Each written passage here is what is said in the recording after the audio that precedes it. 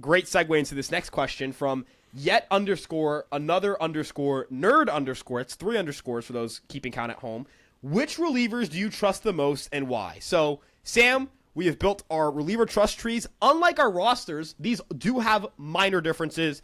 Overall, we have pretty similar views in the bullpen, but Sam, what is the Sam Lucchini trust tree? What do you got for me? The Sam Lucchini reliever trust tree is a real thing because I get very frustrated with some of these relievers and some of these guys I genuinely love. Shout out Renegade. Shout out David Bednar. Him and Luke Weaver at the top, okay? Dreamweaver, Renegade at the top. Of course they are, right? And then the way mine is set up is I have everybody in 3 sections. So, like, this is the current bullpen. Just to let you guys know, this is the bullpen as currently constructed today as we're recording, not like the wildcard bullpen that we've been discussing for, like, you know, what that playoff process is going to look like. So, your top 3 here, Luke Weaver, David Bednar, and a guy that maybe you'd be surprised is in that upper echelon is Tim Hill. I consistently trust Tim Hill to go out there and get me 3 ground balls. No matter what, I know that if you throw Tim Hill out there in an 8th inning, he's going to get the job done 110%. So those are the 3 guys I trust the most.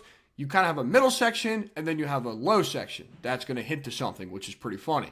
My middle section right now is Yeri. We just talked about how great he's been. He'll give you length. He'll give you a mop-up. Like, if you need somebody to come into the 4th, he will give you a 4, 5, 6 that is going to be clean no matter what. And Duvall, I think Duvall's stuff is absolutely gross. He is an absolute joy to watch. He's pumping 100, 101 cutters. He's kind of struggled since he's been over, but I think that at this point now, I love the guy. I love his stuff. I fully expect him to even out over the next couple of weeks. So he kind of fills that 5 spot. And again, out of 8 guys, he's on the lower end of that. So he's the 5th guy there. Now, my lower section, Low Lev Dev. That's my guy, okay? New nickname for Low Lev Dev, all right? Now, Devin, over the past week, has kind of helped himself not be at the bottom of the list because since he's turned into Low Lev Dev, he's actually looked excellent. So, Low Lev Dev, you're number 6 on the list out of 8 because you look great right now, okay?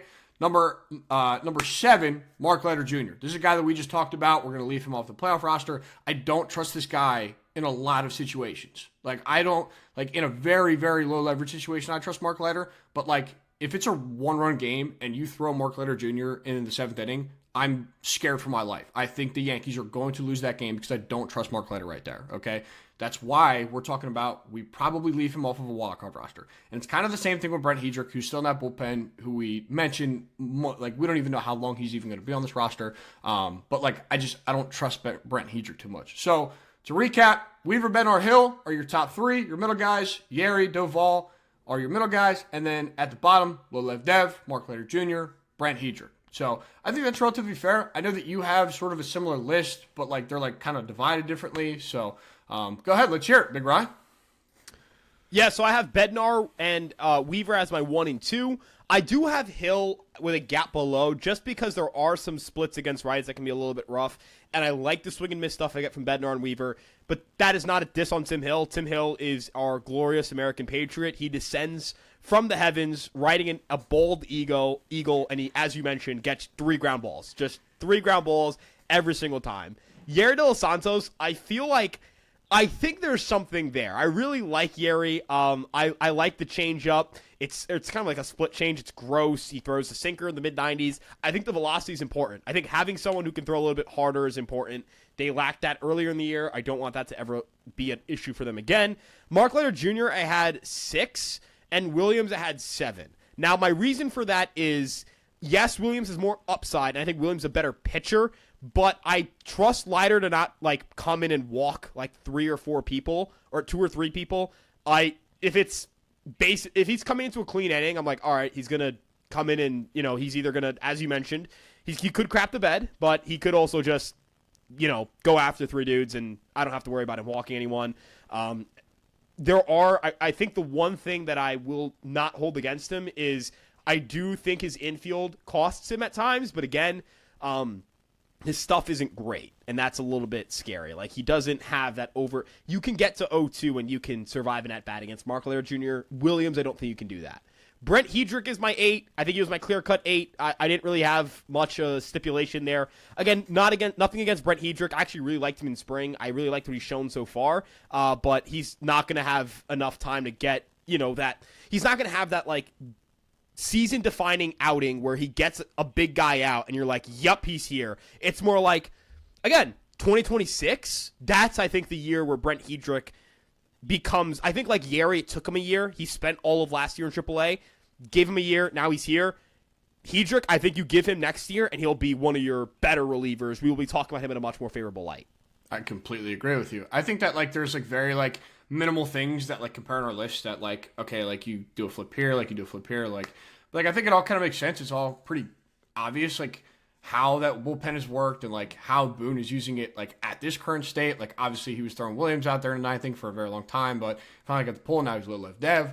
But I think that, like, all Yankee fans relatively have the same trust tree as far as, like, what the bullpen looks like right now, especially post-trade deadline. I know that people might be a little bit scared of Doval right now just because he's been a little bit shaky, but that's kind of the only real name that you could relatively contest, like, should be a little bit lower. But I think he's kind of in a perfect spot, and, like, him, like, kind of being where he is, like, kind of makes sense. But I'm going to tell you right now, I do think it's nuts that, like, Yeri De Los Santos is above Camilo Doval in a reliever trust tree. Like, that's probably the craziest thing about this list. It's nuts because, again, like, Yeri, I'm going to be honest, in June I would have been like, yeah, he's not making the team in the postseason. There's no shot of that happening. You have too many guys who could come back and steal that spot. And at this point, I'm like, I want Yeri in this bullpen. I do. I know he had that, like, meltdown against the Twins, but I also attribute that to just BS. Like, 2 ground balls that go just to the left of Volpe and just to the left of McMahon. Like, I'm not going to hold that against him. And the other thing that's very important here, Sam, is, as you mentioned, the length. I can get 3 innings out of Yeri De Los Santos. That's huge. Like yesterday, not having to go to anyone in those 2 innings. Imagine if Mark Leiter Jr., because remember, Mark Leiter Jr. kind of melted down the ninth a little bit. When I say melted down again, it was like soft hits, but it still happened. And you have to bring in Bednar for that inning. Imagine if you had to use Weaver yesterday. Do you win today? I don't know. Like, that's part of the value of Yeri. It's very valuable in the regular season. And I think it'll be very valuable in the postseason.